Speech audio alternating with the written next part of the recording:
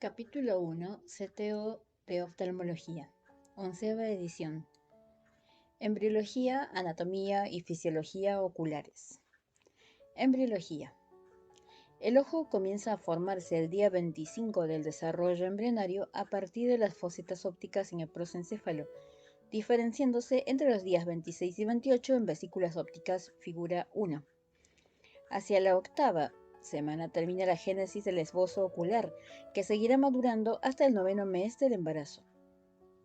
Derivan del neuroectodermo la retina, el nervio óptico, los músculos esfínter y dilatador del iris, el epitelio iridiano posterior y el epitelio del cuerpo ciliar. Lo hacen del ectodermo superficial, el cristalino, el epitelio corneal, la epidermis palpebral, la glándula lagrimal y la conjuntiva palpebral.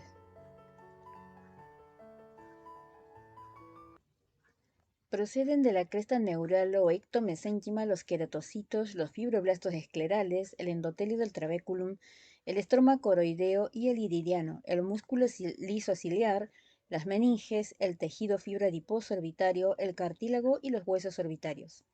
Derivan del mesodermo o mesénquima los músculos extraoculares y el endotelio vascular. Recuerda, el ojo es parte del sistema nervioso central. La retina y el nervio óptico tienen origen neuroectodérmico y la esclera se continúa con la dura madre. En la figura 1 se ve la embriología del globo ocular, arteria hialoidea, vesícula del cristalino, espacio intrarretiniano, conducto óptico, fisura coroidea, cúpula óptica, pedículo óptico. Pedículo óptico corte transversal, fisura coroidea, arteria hialoidea, capa interna, capa externa. Acá se ve la pared cerebral. Mesénquima indiferenciado, párpado, ectodermo, epitelio anterior del cristalino, fibras del cristalino, capa pigmentaria de la retina, capa nerviosa de la retina, espacio intrarretiniano, vasos hialoideos, fibras del nervio óptico y el mesénquima de nuevo.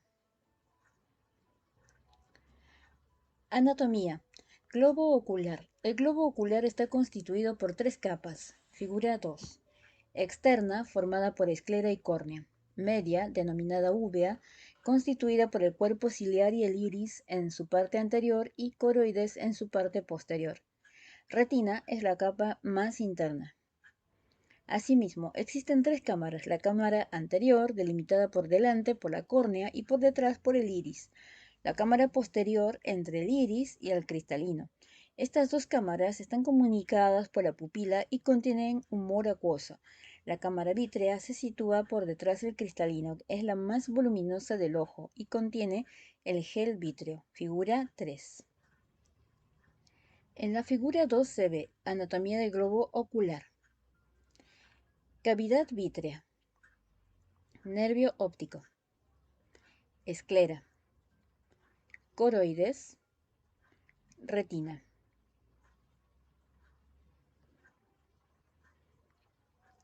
Figura 3. Anatomía del segmento anterior del ojo. Esclera, conjuntiva, ángulo de cámara anterior,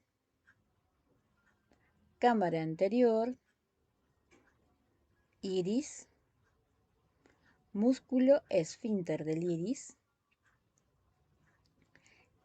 cristalino, músculo dilatador de la pupila, cámara posterior, fibras de la zónula ciliar, proceso ciliar, músculo ciliar. Figura 3. Anatomía del segmento anterior del ojo. Capa externa. La capa externa está constituida a su vez por la esclera, la córnea y el limbo. Esclera es el soporte estructural del globo ocular y sirve de inserción a la musculatura extrínseca ocular. Está formada en la parte exterior por la episclera, muy vascularizada, y en la interior por el estroma, casi avascular y sin inervación. En su parte posterior presenta varios orificios que forman la lámina cribosa, por donde salen las fibras del nervio óptico, y alrededor de esta hay otros pequeños orificios para los nervios y las arterias ciliares posteriores. En el ecuador muestra agujeros para las venas vorticosas y por delante de las inserciones de los rectos para las arterias ciliares anteriores. Córnea, unida a la esclera, es la superficie con mayor poder refractivo del ojo. Consta de 5 capas, organizadas de fuera a adentro de la siguiente manera. Epitelio, formado por 5 o 6 filas de células estratificadas. Membrana de Bowman, acelular. Estroma, supone el 90% del espesor corneal. Está formado por fibrillas de colágeno regularmente ordenadas embebidas en sustancia fundamental y por algunos queratocitos. Posee terminaciones nerviosas libres y es avascular. Membrana de Descemet. Endotelio, monocapa de células poligonales, con escasa actividad mitótica, pero sí con capacidad de hipertrofiarse, encargadas de mantener deshidratada la córnea. La densidad endotelial en una persona joven sana es de 3.800 células por milímetro cuadrado aproximadamente. Limbo es la zona de transición entre la córnea y la esclera, que contiene las estructuras responsables del drenaje del humor acuoso, trabeculum o malla trabecular, situado en el ángulo irido-corneal, a través del cual pasa el humor acuoso hasta el canal de Schlemm, que rodea la circunferencia externa de la cámara anterior, llegando finalmente a los canales colectores de las venas episclerales. En la cara externa del limbo se encuentran las células madre del epitelio corneal. Recuerda, de las dos lentes existentes, córnea y cristalino, la córnea es la más potente. Capa media o úvea. La capa media o úvea está constituida por la úvea posterior y por la úvea anterior. Úvea posterior o coroides, manto vascular, situado entre la esclera y la retina, que se extiende por delante hasta el cuerpo ciliar. Contiene abundantes melanocitos. Está formado por la capa externa, que es la de los grandes vasos coroideos, y la parte más interna, que se denomina corio capilar y garantiza la nutrición del tercio externo de la retina. La membrana de Bruch es el límite interno de la coroides que separa la corio capilar del epitelio pigmentario retiniano. Úvea anterior, constituida por el cuerpo ciliar y el iris. Cuerpo ciliar. Está compuesto por el músculo ciliar, fibras musculares lisas, radiales y circunferenciales, que hacen posible la acomodación del cristalino, y la porción epitelial formada por la pars plana posterior y la pars plicata o procesos ciliares, responsables de la producción del humor acuoso. Iris, constituido por un estroma laxo con células pigmentadas y musculares lisas, rodeado de 2 epitelios anterior y posterior, o pigmentario. De este último proceden los melanocitos, que van a emigrar al resto del iris durante los primeros meses de vida. La abertura en la parte central del iris es la pupila. El diámetro pupilar va a depender de la doble inervación vegetativa que reciben los músculos del iris, el simpático, que inerva el dilatador de la pupila, midriasis, y el parasimpático, que lo hace al esfínter de la pupila, miosis. Capa interna o retina. La función de la retina es transformar la luz en un impulso nervioso. Consta de 10 capas que da de afuera hacia adentro. Están organizadas de la siguiente manera. Figura 4. 1. Epitelio pigmentario. Monocapa de células cúbicas cargadas de melanina, unidas entre sí por zónulas occludens y adherens. 2. Segmentos externos de los fotorreceptores. Los conos son responsables de la visión discriminativa y del color. Se sitúan sobre todo en la zona posterior y son los únicos fotorreceptores existentes en la fóvea. Los bastones discriminan entre la luz y la oscuridad y están repartidos por toda la retina. 3. Membrana limitante externa. Extremos externos de las células de Müller, células de sostén. 4. Granulosa externa. Núcleos de los fotorreceptores. 5. Plexiforme externa. Sinapsis entre células bipolares y fotorreceptores. 6. Granulosa interna. Capa correspondiente a los núcleos de las células bipolares.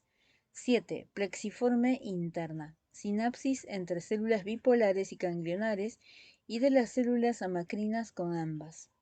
Capa de células ganglionares. Núcleos de dichas células. 9. Capa de fibras nerviosas.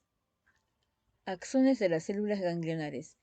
10. Membrana limitante interna. Membrana basal muy unida a los procesos internos de las células de Müller. En la figura 4 se muestra el resumen esquemático de un corte histológico de la retina. En la base tenemos el epitelio pigmentario, 2. Segmentos externos de los fotorreceptores, 3. Membrana limitante externa, 4. Granulosa externa, 5. Plexiforme externa, 6. Granulosa interna, 7. Capa plexiforme interna, 8. Capa de células ganglionares, 9. Fibras del nervio óptico, 10. Membrana limitante interna. Recuerda, el humor acuoso se sintetiza en el cuerpo ciliar y se reabsorbe en el trabéculum. Topográficamente, figura 5, la retina puede dividirse en las siguientes partes. Ora serrata, terminación anterior de la retina sensorial de bordes festoneados a 5 milímetros de limbo. Retina periférica, área de predominio de bastones. Retina central de unos 6 milímetros de diámetro, situada en el polo posterior, en cuyo centro está la mácula. En el centro de la mácula está la fóvea. Donde solo existen conos, es la zona de máxima agudeza visual. Fóvea. En esta localización solo hay conos y la mayor parte de las capas internas de la retina se apartan para que las puedan estimular directamente los fotorreceptores. Por esta misma razón, la fóvea es avascular, se nutre directamente de la coroides. Recuerda, la retina tiene 10 capas. Los segmentos externos de los fotorreceptores constituyen la capa número 2. En la figura 5 tenemos la topografía de la retina. Retinografía de 5 campos del ojo derecho de un sujeto sano. D. Contenido del globo ocular. El globo ocular está formado por cristalino. Cristalino es la lente biconvexa transparente, avascular y carente de nervios. Consta de cápsula o cristaloides, corteza y núcleo, formados por fibras que son células del epitelio que han perdido su núcleo y de epitelio cristaliniano, detrás de la cápsula anterior. Es una capa de células que permite el crecimiento de cristalino durante toda la vida. En su ecuador, las células pierden el núcleo y las organelas y se transforman en fibras, permitiendo la transparencia. El cristalino está sujeto a los procesos ciliares mediante la sonula de zinc. Es la segunda lente en potencia del dioptrio ocular. Vítreo, gel transparente avascular que representa el 80% del volumen del globo. Es un tejido conjuntivo especializado formado por células, hialocitos y fibrocitos, fibras y sustancia fundamental. Tiene función óptica y de sostén. Humor acuoso. Líquido con pH de 7,2 que ocupa las cámaras anterior y posterior del ojo con un 99% de agua, formado en los procesos ciliares, 80% por secreción activa, 20% por ultrafiltración y algo por difusión. Se drena alrededor del 80% por el sistema trabeculum canal de Schlemm y sobre el 20% por una segunda vía alternativa llamada uveoescleral. Es el responsable del mantenimiento de la presión intraocular, PIO. En relación con el plasma, presenta muy pocas proteínas, menos urea, ácido úrico y azúcares, igual concentración de iones y más ácido ascórbico y láctico. Contiene ácido hialurónico ausente en el plasma. Vascularización del globo ocular. Las arterias del globo ocular derivan de la arteria oftálmica, que es la primera rama de la carótida interna. Ver la figura 6. Arteria central de la retina. Entra en el ojo a través de la lámina cribosa y aparece por el centro de la papila. Se divide en dos ramas, superior e inferior, cada una de las cuales se separa en nasal y en temporal. No hay anastomosis entre las ramas. En la retina discurren por la capa de fibras nerviosas, nutren prácticamente toda la retina, excepto la zona de los fotorreceptores y el epitelio pigmentario, que es irrigada por la coroides. Como la fovea solo contiene las capas externas, es avascular. Figura 7. Arterias ciliares posteriores. Penetran en el ojo alrededor del nervio óptico. Existen dos tipos, múltiples ramas cortas que forman plexos al entrar, dando lugar al acorio capilar, y dos ramas largas que llegan hasta el cuerpo ciliar sin dar ramas. Arterias ciliares anteriores. Son ramas terminales de las arterias que irrigan los músculos rectos. Penetran en el ojo delante de la inserción de los cuatro rectos y junto con las arterias ciliares posteriores largas. Forman los círculos arteriales que dan ramas para la coroides periférica, el cuerpo ciliar y el iris. En esta figura 6 se ve el esquema de vascularización del globo ocular. Arteria y venas centrales de la retina. Arterias ciliares posteriores cortas, arteria ciliar posterior larga, vena vorticosa, arteria y vena musculares, arteria ciliar anterior, figura 6. Las venas del globo ocular son tributarias de las dos venas orbitarias formadas por la vena central de la retina. Las venas vorticosas salen por el ecuador del ojo y drenan la sangre de la uvea, y las venas ciliares anteriores, que reciben sangre de la porción anterior de la esclera, el cuerpo ciliar y el iris, figura 7.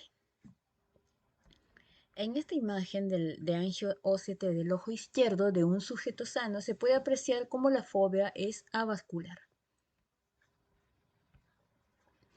Órbitas. Las órbitas son cavidades situadas entre los huesos del cráneo y de la cara. Figura 8. Cada una de ellas está ocupada por grasa orbitaria, vasos orbitarios. La vascularización de la órbita depende de las ramas de la arteria oftálmica, que es, a su vez, la primera rama de la arteria carótida interna. En su recorrido, la arteria oftálmica atraviesa el agujero óptico y da ramas para los músculos extrínsecos, para los senos etmoidales, la nariz, los párpados, la frente y la glándula lagrimal, y la arteria central de la retina y las arterias ciliares.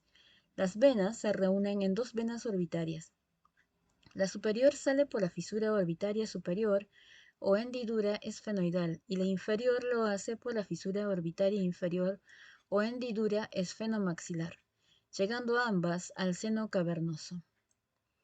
Nervios orbitarios. Recorriendo la órbita se encuentran múltiples ramas nerviosas que incluyen segundo par craneal o nervio óptico, cuarto par craneal o nervio patético, inerva el oblicuo superior, quinto par craneal o trigémino, la primera rama o nervio oftálmico que se divide en tres ramas, frontal, lagrimal y nasociliar, B2 o nervio maxilar que pasa a través del conducto infraorbitario como nervio infraorbitario.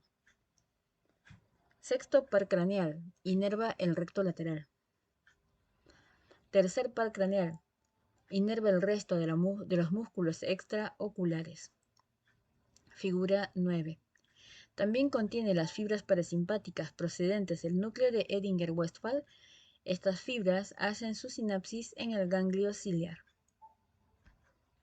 Bien, en la figura 8 se ve la anatomía orbitaria. Vómer, tabique nasal. Cornetes nasales, medio e inferior. Orificio infraorbitario. Hueso cigomático o malar. Hueso nasal. Fisura orbitaria inferior. Hueso lacrimal. Hueso esfenoides, cara orbitaria. Hueso temporal. Fisura orbitaria superior.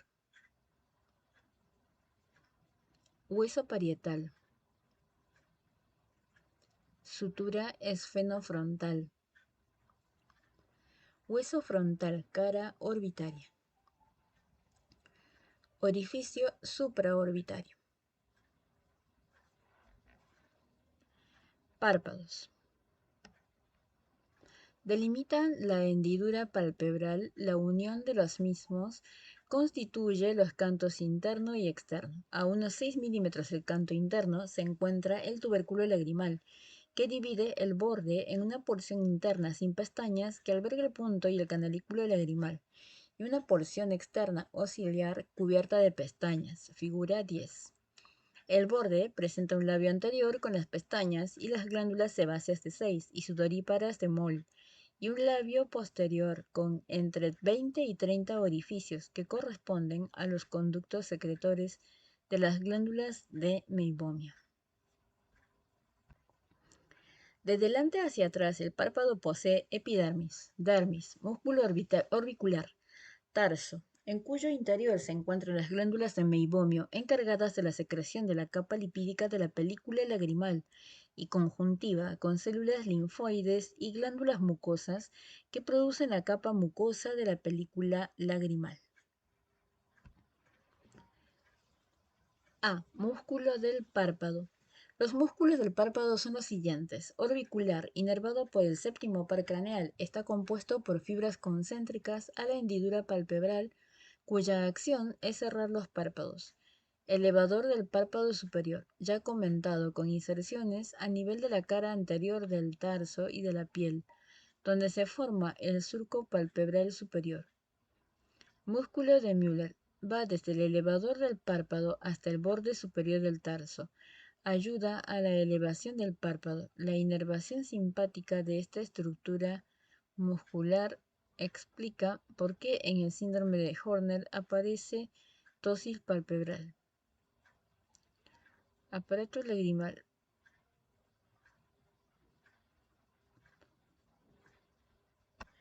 Antes de pasar al aparato lagrimal, vamos a ver la figura 9, que muestra la visión superior de la órbita y del seno cavernoso derechos.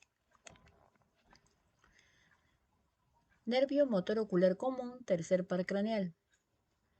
Nervio patético, cuarto par craneal. Nervio motor ocular externo, sexto par craneal. Nervio mandibular, rama 3 del quinto par craneal. Arteria carótida interna.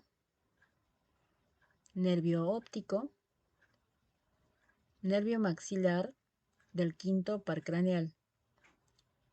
Nervio oftálmico del quinto par craneal. Nervio motor ocular externo, sexto par craneal. El nervio nasociliar, músculo recto superior, músculo elevador del párpado superior.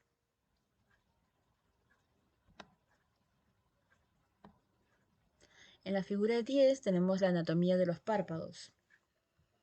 Orbicular preseptal, orbicular pretarsal, tarso, músculo de Müller, aponeurosis del elevador, tabique orbitario, músculo elevador del párpado superior, oblicuo inferior. Aparato lagrimal. El aparato lagrimal, figura 11 y video 1, está formado por la porción secretora, la porción excretora y la conjuntiva. Porción secretora, constituida por Glándula lagrimal principal, situada en la porción anterolateral del techo de la órbita en la fosa lagrimal. Es la responsable de la secreción lagrimal refleja acuosa. Su estímulo se origina en el núcleo vegetativo lacrimo-muconasal, siendo transportado por el nervio petroso superficial mayor, rama del facial, pasando por el ganglio esfenopalatino hasta llegar a la glándula lagrimal. Glándulas lagrimales accesorias. Su producción supone aproximadamente el 10% del volumen de secreción lagrimal total, situadas en la conjuntiva y cada una de ellas con una secreción específica. Las células caliciformes segregan la capa mucosa de la película lagrimal. Las glándulas de Krauss en los fondos de saco conjuntivales y de Wolfram cerca del borde superior de la lámina tarsal producen la secreción acuosa basal, estimuladas por el simpático. Las glándulas de Meibomio y 6 son las encargadas de la secreción de la capa lipídica de la lágrima. Porción excretora, constituida por puntos lagrimales, entrada a la vía. Canalículos. Une los puntos lagrimales superior e inferior con el canalículo común y este con el saco lagrimal. Constan de una porción vertical y otra horizontal. Saco lagrimal, situado en la porción inferointerna de la base de la órbita, se continúa por abajo con el conducto lacrimonasal, excavado en el maxilar superior, que se abre en el meato inferior de la nariz. A nivel distal, presenta la válvula de Hasner. Saco lagrimal. Puntos lagrimales. Conducto lacrimonasal. Cornete nasal medio. Cornete nasal inferior. Anatomía del aparato lagrimal del ojo derecho. Conjuntiva. Mucosa delgada y transparente que tapiza la superficie interna de los párpados y la cara anterior de la esclera. Se divide en conjuntiva palpebral, fornix o fondo de saco y conjuntiva vulvar. En el ángulo interno se encuentran el pliegue semilunar y la carúncula. Presenta un epitelio columnar estratificado y un corión con abundante tejido adenoideo. En su espesor se encuentran las glándulas accesorias ya descritas. Dinámica de la lágrima, video 1. Vía óptica. La vía óptica se estructura en las siguientes partes. Ver la figura 12. Nervio óptico formado por los axones de las células ganglionares de la retina, además de por células gliales. Presenta 4 porciones: intraocular, orbitaria, intracanalicular, intracraneal. Intraocular, constituida por fibras amielínicas que forman la papila. Orbitaria, que atraviesa el cono muscular y el anillo de zinc. Intracanalicular, en el canal óptico. Intracraneal, termina en el quiasma. Las tres últimas contienen fibras mielinizadas y están recubiertas por las meninges. Quiasma óptico, adherido por la dura madre y la aracnoides al diencéfalo. Se relaciona lateralmente con la arteria carótida interna y por abajo con el diafragma de la silla turca. A este nivel se produce la decusación o cruce de las fibras procedentes de la retina nasal, mientras que las de la retina temporal siguen por el mismo lado. Cintilla óptica. La mayoría de las fibras hacen sinapsis en el cuerpo genicular externo. Un pequeño porcentaje abandona antes de la cintilla hacia el área pretectal. Estas fibras a su vez mediarán los reflejos pupilares, construyendo la vía aferente de los mismos. Cuerpo geniculado externo. Sinapsis de los axones de las células ganglionares. En él hay cierto procesamiento de la información. Radiaciones ópticas y áreas visuales. Desde el cuerpo geniculado externo hasta el área 17. Forman la pared externa de los ventrículos laterales. Las radiaciones ópticas superiores viajan por el lóbulo parietal, mientras que las inferiores lo hacen por el temporal. Se establecen conexiones con las áreas 18 y 19, junto con otros centros de asociación, para elaborar la percepción binocular final. Vías simpáticas. Comienzan en la región hipotalámica, desde la cual las fibras van al centro cilioespinal, entre C8 y D2, donde hacen la primera sinapsis. Salen de la médula y llevan a cabo sinapsis en el ganglio cervical superior. Las fibras postganglionares siguen el plexo carotídeo hacia el nervio nasociliar, atraviesan el ganglio ciliar, sin hacer sinapsis, y penetran en el globo con los nervios ciliares que rodean el nervio óptico. Sus funciones son las siguientes: dilatación pupilar, midriasis, vasomotora y elevar el párpado superior, músculo de Müller. Figura 13. Bien, para comenzar, la figura 12 muestra el esquema de la vía óptica y de los sistemas simpático y parasimpático ocular. Tenemos acá el hipotálamo, médula espinal C8 a D1, el núcleo de Edinger-Westphal, núcleo pretectal, núcleo del tercer par, ganglio cervical superior, la arteria carótida interna, ganglio ciliar, vía parasimpática, contracción pupilar, acomodación.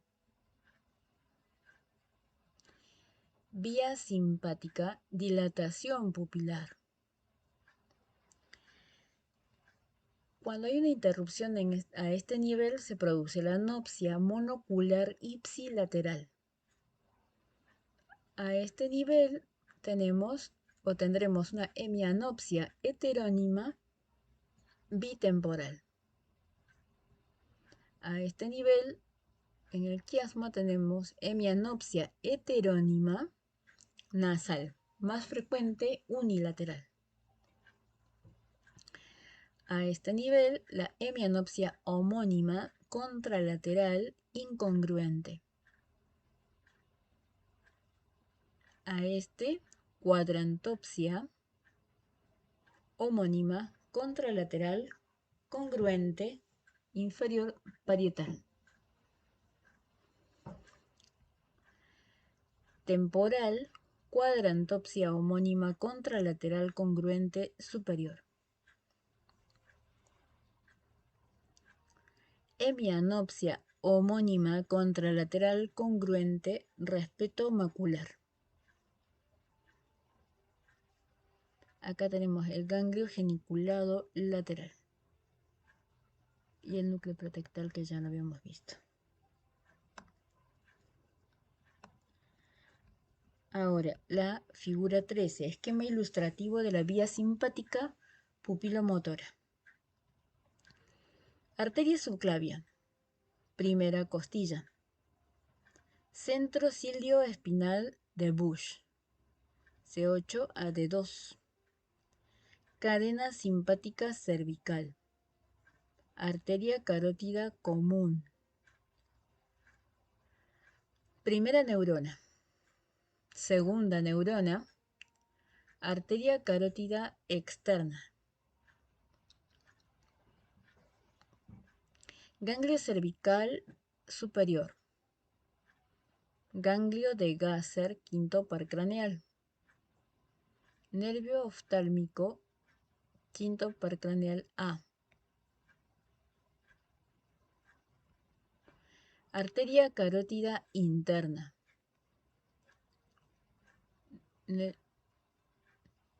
Nervio nasociliar.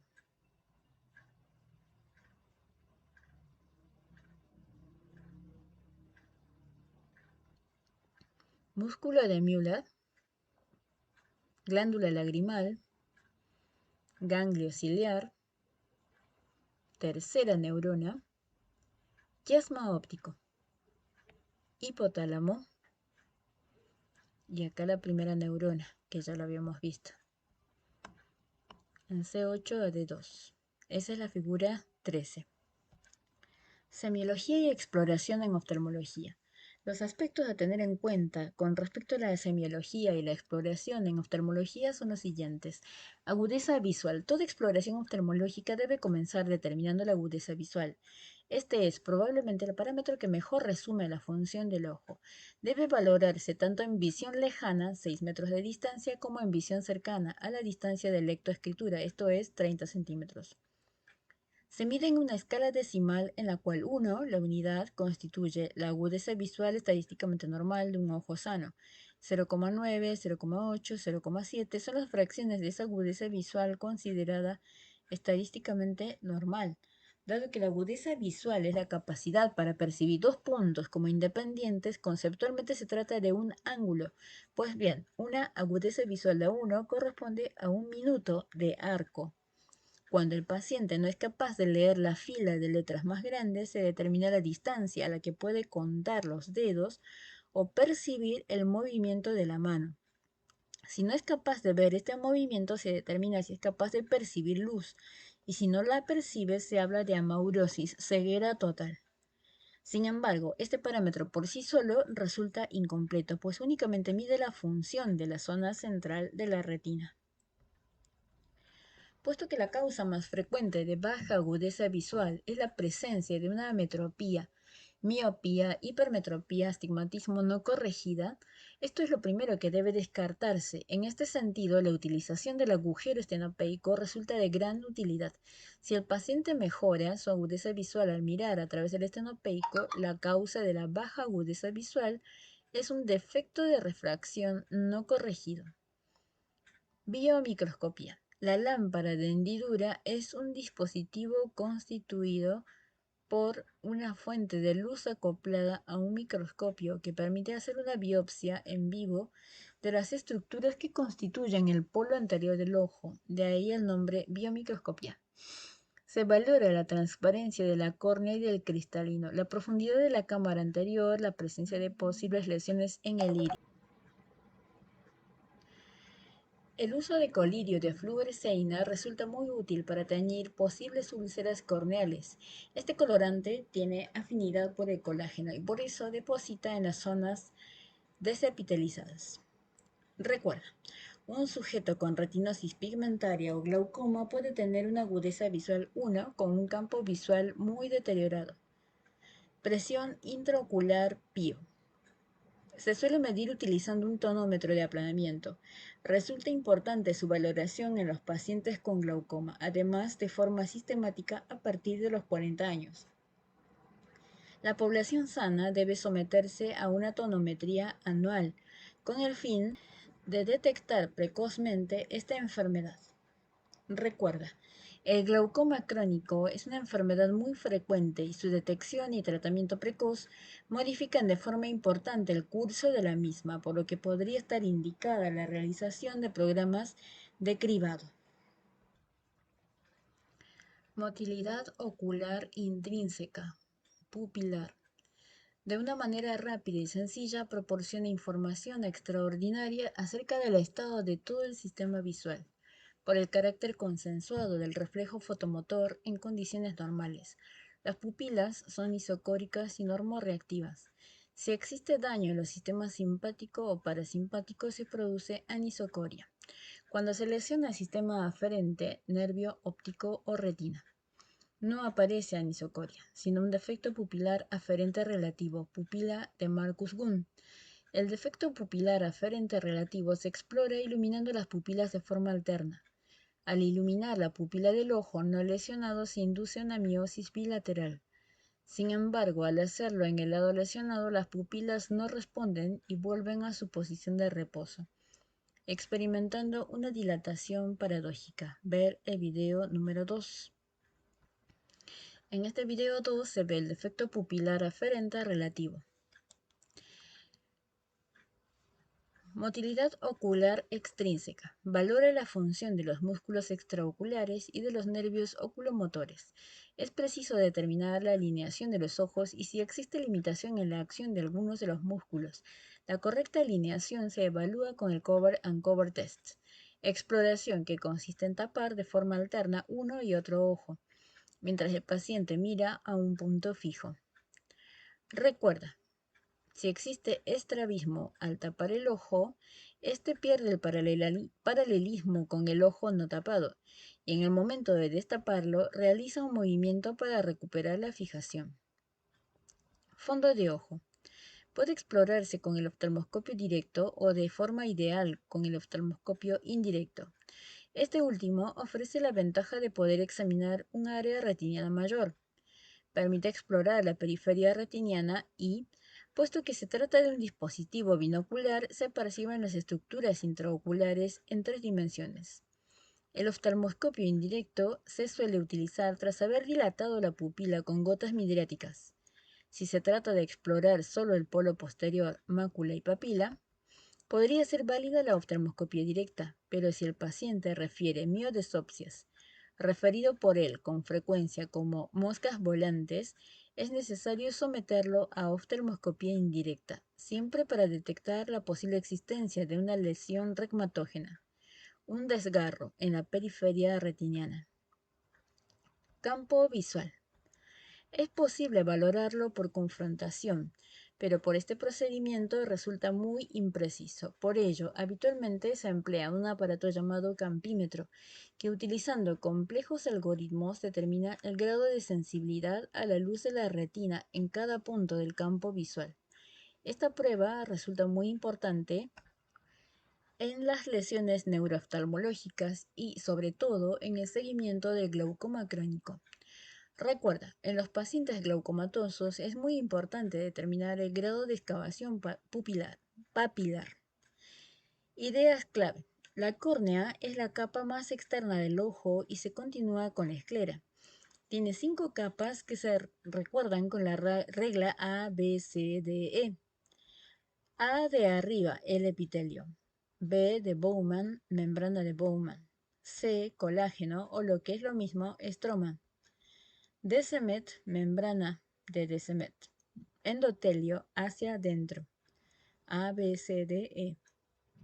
La uvea es la capa media del ojo y está compuesta de anterior a posterior por iris, cuerpo ciliar y coroides. La retina tiene 10 capas, todas irrigadas por la arteria central de la retina, excepto las dos más externas, que son la capa de fotorreceptores y el epitelio pigmentario, que lo están por la corio capilar. Hay que recordar esto al estudiar la oclusión de la arteria central de la retina. El humor acuoso ocupa las cámaras anterior y posterior del ojo separadas por el iris. Líquido similar al plasma. Se forma en los procesos ciliares del cuerpo ciliar y drena anteriormente a través de la malla trabecular y de la vía uveoescleral. El vítreo es un gel que representa el 80% del volumen ocular y ocupa la cámara vítrea, la más posterior del globo. Las estructuras que atraviesan la hendidura orbitaria superior son el sexto par craneal, la primera rama del trigémino y las venas orbitarias superiores por dentro del anillo de Zinc y el cuarto par, y ramas frontal y lagrimal del quinto par craneal y la raíz simpática del ganglio ciliar por fuera del mismo. Dicho anillo es el origen de toda la musculatura extraocular, excepto el oblicuo menor. El parasimpático hace la pupila pequeña, P igual P. El tercer par craneal abre los ojos, activando el músculo elevador del párpado superior. El facial lo cierra, activando el orbicular. Fin del capítulo y el siguiente capítulo será de refracción.